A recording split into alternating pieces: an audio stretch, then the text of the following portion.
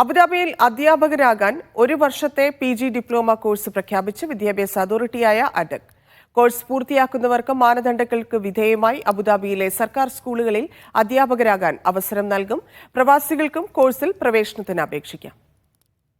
25 വയസ്സിന് മുകളിൽ പ്രായമുള്ള ബിരുദധാരികൾക്ക് അടക്ക് നടത്തുന്ന PG ഡിപ്ലോമ കോഴ്സിലേക്ക് അപേക്ഷിക്കാം. 125 പേർക്കാണ് ആദ്യ ബാച്ചിൽ പ്രവേശനം നൽകുക.